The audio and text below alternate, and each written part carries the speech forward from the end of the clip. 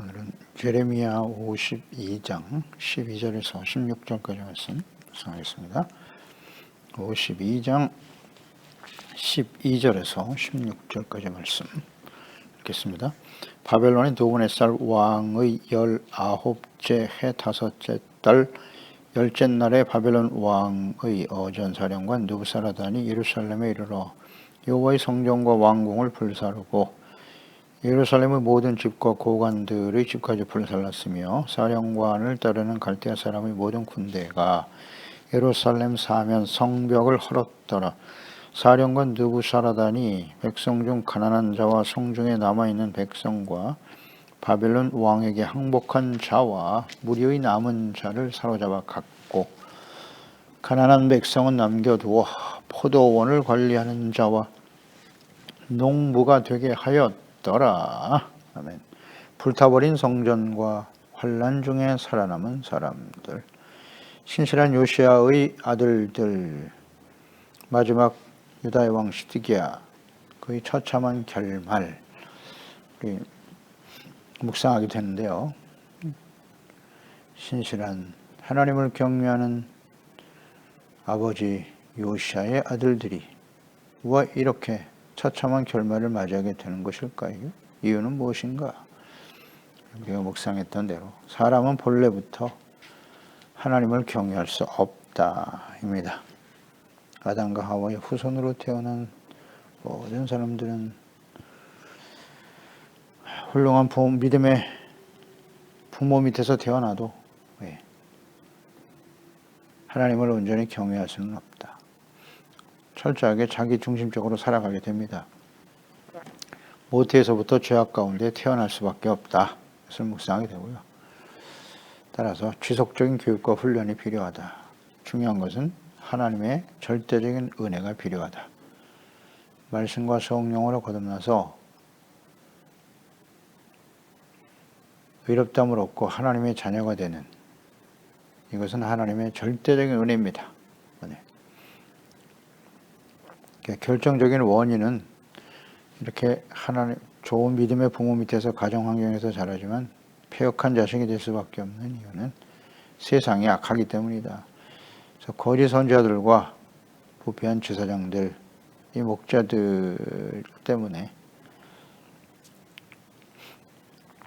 심각한 영향을 받고 있다는 거죠. 그래서 마지막 심판을 향해 달려가는 악한 세대의 영향을 받을 수밖에 없다.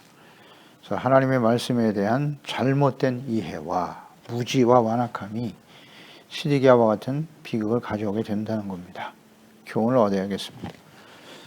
계속되는 환난과 징계의 시간에 거룩함을 회복하지 못한 시드기야 왕의 최후의 모습이 끊임없이 환난을 경험하며 달려왔고, 역사 속에서 지금도 우리는 환난을 지나고 있습니다만, 거기서 거룩함을 회복하고 우리에게 환난을 경험하게 하시는 하나님의 뜻을 깨닫지 못하고 있다면 주님 다시 오시는 날, 요한계시록의 예언의 말씀이 성취되어지는 그때에 시드기야 왕의 최후의 모습이 우리의 모습이 될 수도 있다는 겁니다. 이어서 12절 13절에 시드기야 왕 9년 10월 10일에, 이때가 이제 BC 586년입니다. 예루살렘이 18개월 동안 포위가 되고 있었죠. 그리고 시드기야는 도망치다가 붙들려서 비참한 결말을 맞이하게 되었는데요. 18개월 동안 포위가 되었다. 그러니까 시드기야 왕 9년부터 마지막 그 11년까지 포위가 되어 있었는데, 그 기간이 대략 18개월 동안인데, 그 포위되는 기간 동안 기근이 매우 심했다. 예루살렘 안에. 그럴 수밖에 없죠. 그래서 기근이 얼마나 심각했느냐, 먹을 것이 없었다는 거죠.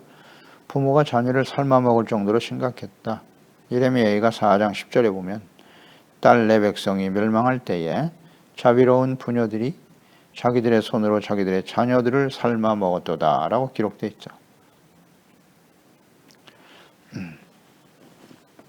이런 처참한 결말을 맞이하게 되었고요. 이것은 예레미야 시대뿐만이 아니죠.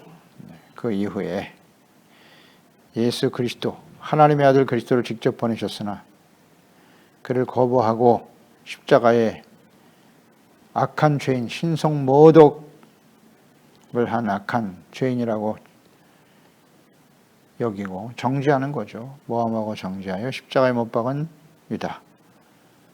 이스라엘, 로마에 의해서 멸망을 당할 때 역시 이와 같은 모습이 있었다고 역사는 기록하고 있죠. 역사는 이렇게 반복되는 거예요. 깨닫지를 못하기 때문에. 역사의 주인이 하나님이신데. 그러니까 하나님께서 말씀하신 대로 스디기야는 결국 포로가 되어 끌려가게 되죠. 그 눈앞에서 자식들이 죽는 것을 보고 그 다음 그 눈을 뽑히고 쇠사슬에 매여 포로로 끌려가 감옥에서 죽었다. 바벨론 왕의 어전사령관인 느부사라단이 예루살렘에 이르러 여호와의 성전과 왕궁을 불살랐다 그랬어요. 야, 성전이 불타네요. 그 왕궁도 불타고 말았습니다. 다윗의 왕위가 하나님이 주신 영원한 언약이잖아요. 그 왕궁이 불타버리고 마네요.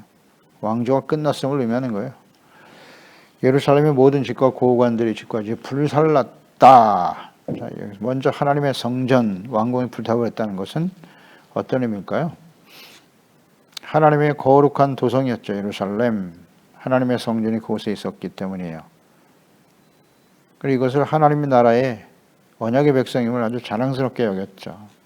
그러면서도 온갖 악을 행하며 하나님의 성전에서 우상 숭배를 하고 선지자들을 통해서 끊임없이 책망하시고 돌아올 것을 말씀하셨고 기다리셨으나 돌이키지 않죠? 하나님의 백성들이. 그리고 그 성전에 나와서 형식적인 제사를 드렸단 말이에요. 죄악으로 더럽혀진 하나님의 성전, 우상으로 더럽혀진 하나님의 성전, 하나님의 나라. 이스라엘은 하나님이 다스리시는 하나님의 나라입니다. 사람이 왕이 다스리고 있지만 이스라엘 나라의 왕은 하나님이세요. 하나님이 다스리시는 하나님의 나라. 그 말씀을 따라 순종하는 의의 거룩한 백성이 되는 거죠. 이 역할을 해야 될 사람들이 왕이란 말이에요. 왕, 제사장, 선지자. 그러니까 이 세워진 왕들이 다윗과 같이 종된 자세로 다윗은 언제나 자신을 주의 종이라고 고백했고 이 나라는 자신의 나라가 아니라 하나님이 다스리신 하나님의 나라라고 하는 아주 분명한 생각을 가지고 한평생을 살았어요. 비록 하나님 앞에 심각한 범죄로 인해서 자녀들끼리 서로 죽고 죽이는 피 흘리는 비극을 경험하기도 했지만 또 마지막 순간까지 하나님을 경외했던 사람이죠. 그런데 그 이후에 모든 왕들이 말이죠. 다윗과 같이 행하지 않아요. 하나님의 백성들을 또 하나님과 하나님의 백성들을 다윗과 같이 섬겨야 될 패역한 왕들이 살던 왕궁이 불타버렸다. 그 왕위가 끝났음을 의미하는 거예요. 그래서 이 이후에 바벨론 70년 포로 생활 이후에 예루살렘이 회복됐습니다마는 다윗의 왕조가 계속 이어지지는 못하죠.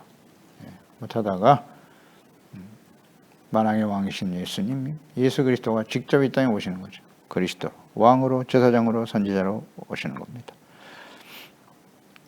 사람이 왕이 되어 다스리는 나라의 결말이 이와 같다. 성경의 결론이 구약 성경의 결론이죠.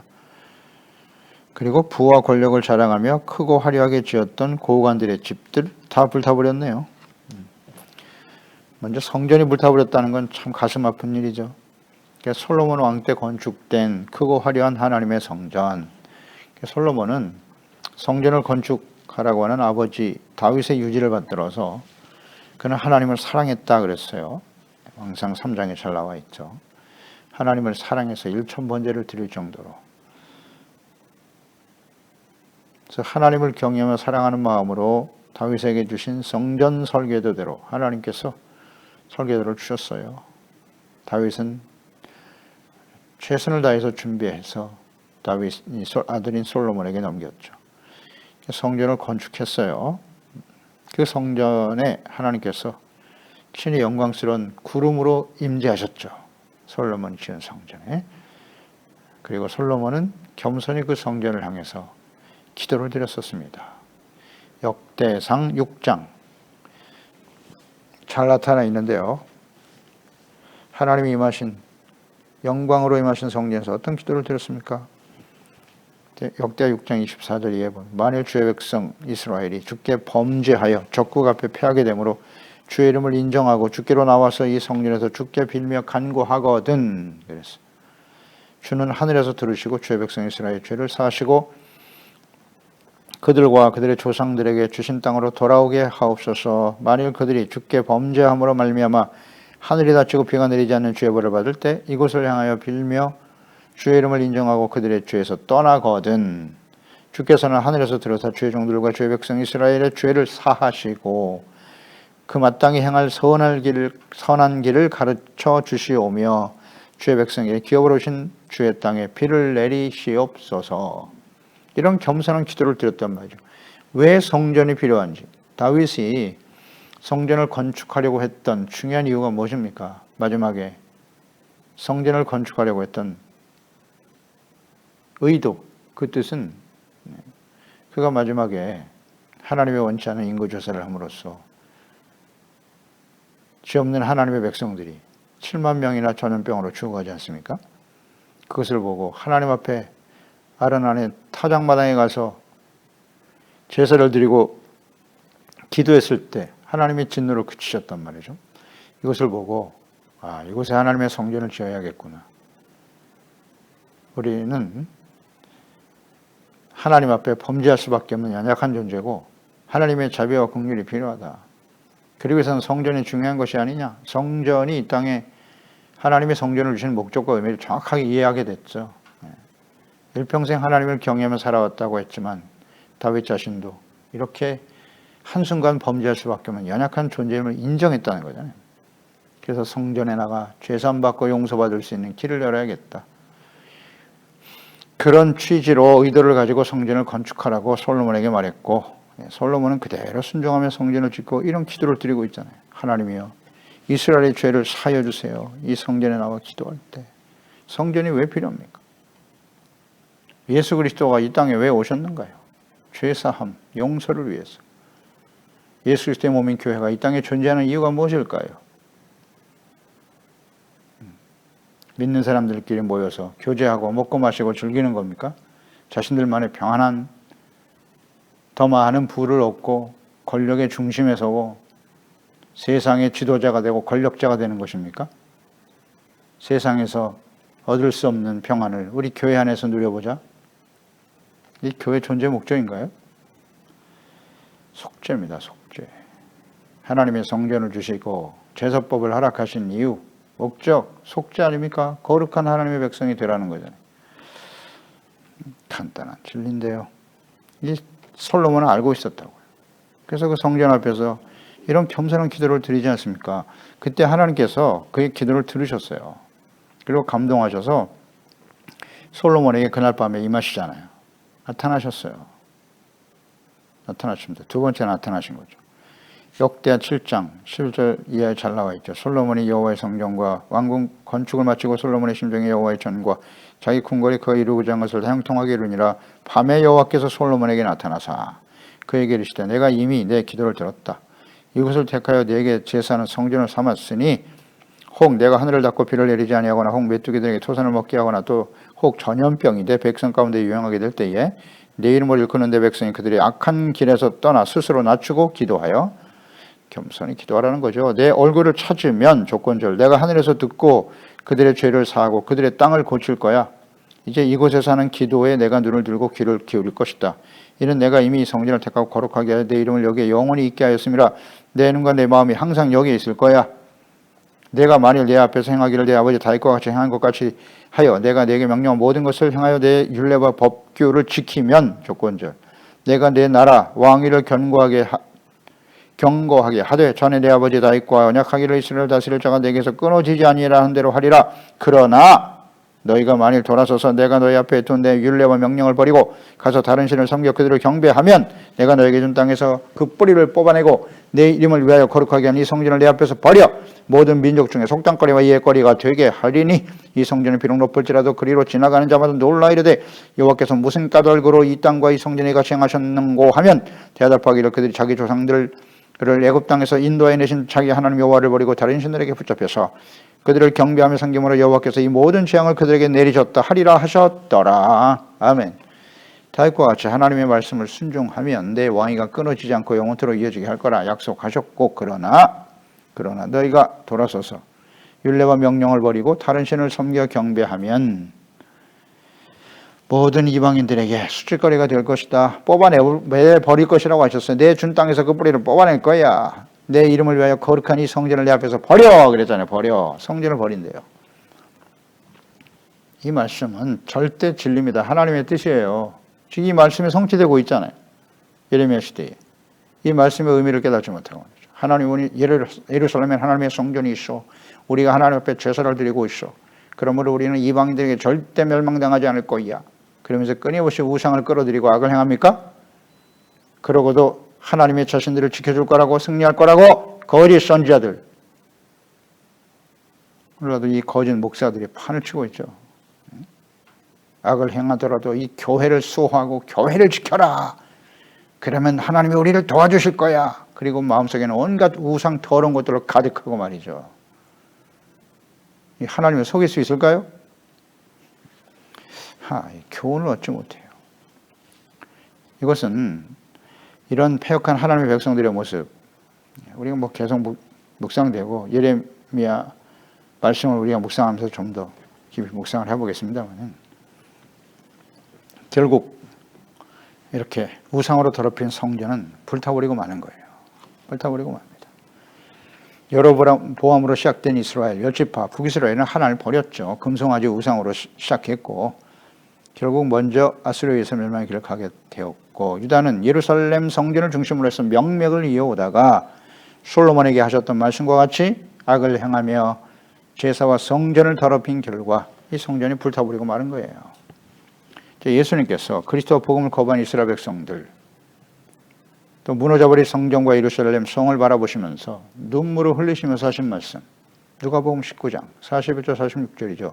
가까이 오사 성을 보시고 우시며 이르시되 너도 오늘 평화에 관한 일을 알았더라면 좋을 뻔하였거니와 지금 내 눈에 숨겨졌도다. 날이 이를지라 내 원수들이 토둔을 쌓고, 똑같은 방법이죠. 바벨론이 예레미야 시대의 이스라엘을 예루살렘을 공격한 모습과 같이 로마 군대가 와서 원수들이 토둔을 쌓고 너를 둘러 사면으로 가두고 또 너와 및 그 가운데 있는 내 자식들을 땅에 메어치며 돌 하나도 돌 위에 남기지 아니하리니 이는 내가 보살핌을 받는 날을 알지 못함을 인함이니라 하시니라. 성전에 들어가사 장사하는 자들을 내쫓으시며 그들에게 이르시되 기록된 바 내 집은 기도하는 집이 되리라 했거늘 너희는 강대 수구를 만들었도다. 연결이 되어 있잖아요. 왜 예루살렘이 하나님의 성전이 돌 위에 돌 하나 남지 않고 다 무너질까요? 이렇게 하나님의 성전을 강대 소굴로 만들었기 때문이에요.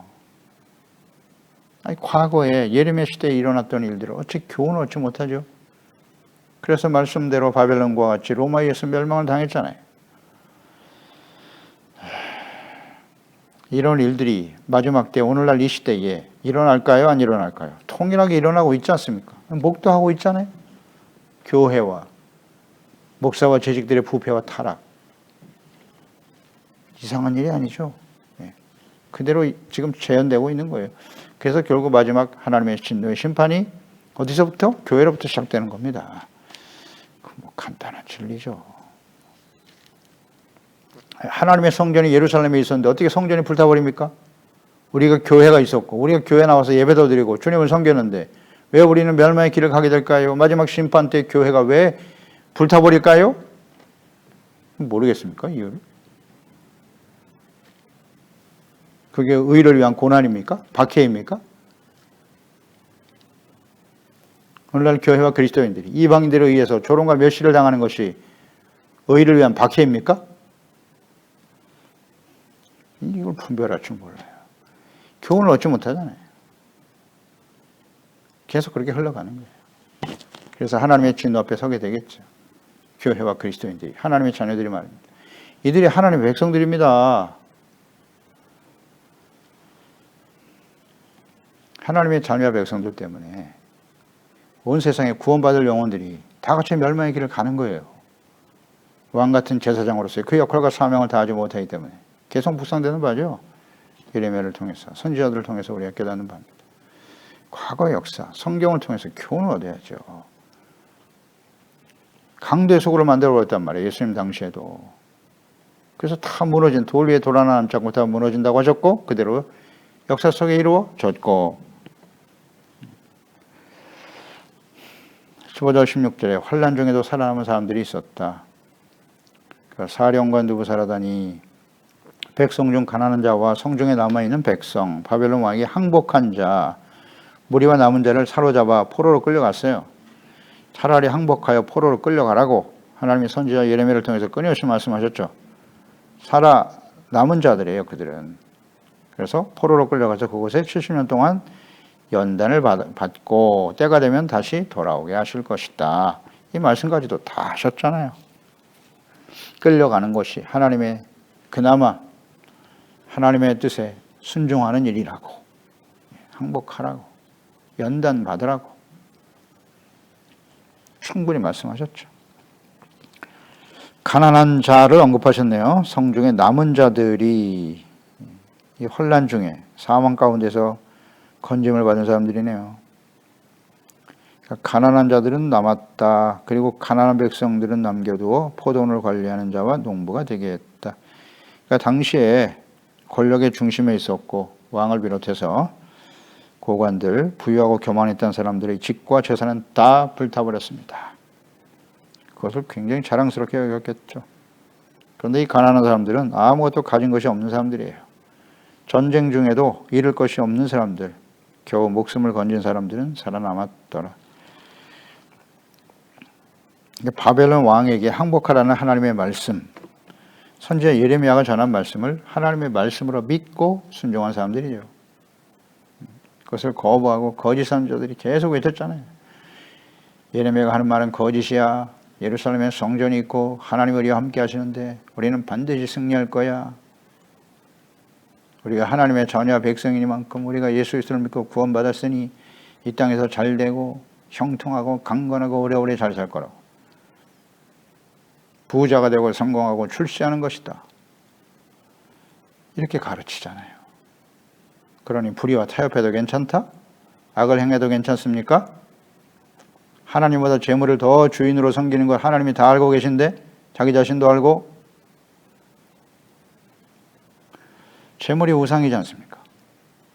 그런 우상을 마음속에 품고 하나님께 나와서 제사와 예배만 드리면 다 잘 되는 겁니까? 그게 복이에요? 이게 거짓이잖아요. 이렇게 가르치면 이건 거짓이 되는 거예요. 하나님 앞에 나와서 세상에서 얻지 못한 위로를 얻기 위해서 희망을 얻어야지. 그렇습니다. 소망이란 어떻게 생기는 겁니까? 로마서 5장 3절 4절 환난은 인내, 인내는 연단, 연단은 소망을 이루게 하려 하심이니라. 그러니 환난을 당할 때도 즐거워한다 그랬잖아요. 즐거워해야 한다고. 우리 사람들은 다시 한번 말씀을 통해서 깨닫는 바입니다. 사람은 태어날 때부터 온전하지 못해요. 하나님의 자녀로 거듭났다 해도 그건 하나님의 은혜로 의롭다함을 얻게 된 것이고, 악하고 패역한 세대를 살아가면서 끊임없이 영향을 받을 수밖에 없고 우리는 범죄할 수밖에 없는 연약한 존재예요. 그래서 하나님의 말씀을 기록하여 우리에게 남기신 거고, 우리 죄를 용서받고 하나님 앞에 의가 회복되고 관계 회복될 수 있도록 위해서 하나님이 교회를 주신 것이고, 성전, 교회, 예배, 하나님의 종들을 세우신 거고, 하나님의 말씀을 바르게 가르치고, 그런 교회와 그리스도인들이 이 악하고 패역한 세대, 어두운 세대 속에서 왕같은 제사장으로서 그 역할과 사명을 다하라는 거잖아요. 삶을 통해서 주의 영광에, 착한 행실을 통하여 의의 거룩한 행실을 통해서 주의 영광을 나타내라. 이거 참 이걸 깨닫지 못하잖아요. 그래서 부유하고 교만했던 사람들 집과 재산은 어떻게 됐습니까? 다 불타버리잖아요. 형식적인 제사와 예배를 드렸던 성전 불타버렸잖아요. 필요 없다, 그런 성전. 크고 화려한 교회를 자랑했던 캐톨릭 시대 그 교회들을 보십시오. 관광 상품으로 전락해버리고 말았죠. 거기에 하나님이 계실까요? 오늘날 이 시대에 크고 화려한 교회를 자랑하고 숫자를 자랑하고 그런 교회들 어떻게 되었습니까? 코로나 팬데믹을 지나면서 텅텅 비어 있잖아요. 텅텅 비어 있어. 이게 무엇을 의미하는 것입니까? 깨닫지를 못해요. 예배가 회복돼야죠. 예배가 진정한 예배, 본질. 교회가 왜 이 땅에 존재해야 하는지, 예배의 진정한 목적과 의미는 뭔가? 이게 잘못되어 있기 때문에 하나님께서 지금 우리에게 징계를 주고 계시는 겁니다. 연단의 과정을 통해서, 연단은 죄를 버리는 거예요. 그리고 순결하고 깨끗한 마음을 성결하게 하고 주님 앞에 겸손하라. 손을 씻어라. 두 마음을 버리고 오직 청결한 마음을 가져라. 그래야 할 때 소망이 생기는 거예요. 하나님의 소망이 이루어지는 거라고요. 그 소망의 의미를 똑바로 알아야죠. 나의 욕망이 이루어지는 게 소망이 아니라 하나님의 뜻이 이루어지는 것이 소망이잖아요. 하나님의 뜻은 뭔데요? 이걸 바르게 전해줘야 돼요. 그러나 하나님께서는 우리가 이 땅에서 하나님이 주시는 은혜와 축복을 누리며 살기를 원하세요. 부귀와 영화도 다 약속하셨고 장수도 약속하셨고, 그런데 조건절이잖아요. 조건절이라는 걸 잊지 말아야죠. 하나님과 우리의 관계가 바르게 세워질 때, 하나님의 말씀을 듣고 순종하는, 하나님을 경외하는 의롭고 거룩한 하나님의 자녀 백성으로 살아가는 일에 힘쓸 때 조건이잖아요. 순종.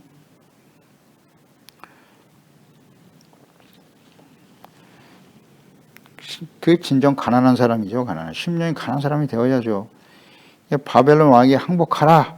이 말씀을, 하나님의 말씀을 듣고 순종한 사람들이에요.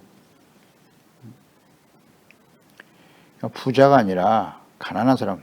가난한 사람은 무조건 다 경제적으로 가난하고 어려운 삶을 살아야 되냐? 그렇지 않죠. 하나님의 뜻이 아니죠. 진정한 하나님의 뜻은 야고보서 2장 5절에 내 사랑하는 형제들아 들을지어다. 하나님이 세상에서 가난한 자를 택하사 믿음에 부요하게 하시고, 믿음에 부요하게 하신단 말이에요.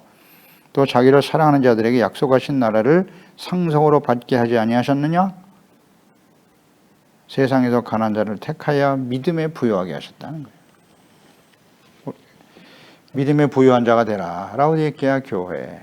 모든 것을 가지고 우리는 부족함이 없다 자랑하는, 그러면서도 헐벗고 부끄러움을 모르는, 영적으로 헐벗고 부끄러운 자신의 모습을 깨닫지 못하는 마지막 라오디게아 교회는 마지막 시대의 교회잖아요. 연단한 금을 사서 부요하게 하라. 연단한 금을 사서. 연단되어진 의와 거리, 연단된다는 거 의잖아요. 의를 상실한 믿음. 그건 믿음이 아니에요. 믿음으로 의롭다함을 얻고 의는 믿음으로 사는 겁니다. 하나님의 말씀을 믿고 순종하는 삶. 믿음에 부요한 사람이 돼야죠. 그래서 가난한 사람 다시 한번 묵상합니다. 마태복음 5장 3절 팔복 심령이 가난한 자는 복이 있나니 천국이 저희 것이다. 심령이 가난한 사람 어떤 사람? 애통하는 사람. 자신의 죄를 깨닫고 눈물을 흘릴 수 있는 사람. 그 사람들은 또 온유한 자는 복이 있나니 그들이 땅을 기업으로 받을 것이요 라고 말씀하셨죠. 겸손히 자신의 죄를 깨닫고 애통하는 사람, 또 하나님의 말씀에 순종하는 온유한 사람. 온유한 사람은 순종입니다. 그런 사람이 어떻게 해요? 땅을 차지한다. 보세요. 다른 사람들을 다 멸망의 길을 가지만 환난 중에도 그 땅을 기업으로 받은, 유업으로 받은 사람들이 있다는 거잖아요. 있다는 거죠. 응? 온유한 사람이 땅을 기업으로 받는 거예요. 항복하라. 예, 알겠습니다. 순종하는 거예요. 순종하는 겁니다. 그럴 때 그의 후손들이 다시 예루살렘으로 돌아오지 않습니까? 야고보서 4장 6절 그러나 더욱 큰 은혜를 주시나니 그러므로 이렀을 때 하나님의 교만한 자는 멀리시고 겸손한 자에게 은혜를 주신다 하였느니라. 아멘. 기도하겠습니다. 하나님 아버지, 하나님의 자녀와 백성들, 시드기야 왕, 마지막 왕이죠. 이스라엘. 하나님의 백성들을 바르게 인도해야 돼. 중요한 사명과 책임을 가진 시드기야가 부패하고 타락하고 마지막 순간까지 돌이키지 못하네요. 결국 자기도 비참한 죽음을 당하게 되고 결말을 맞이하게 되고, 그들이 그렇게 믿고 의지하고 자랑했던 성전은 불타버렸죠. 우상으로 더럽혀진 성전은 더 이상 의미가 없습니다.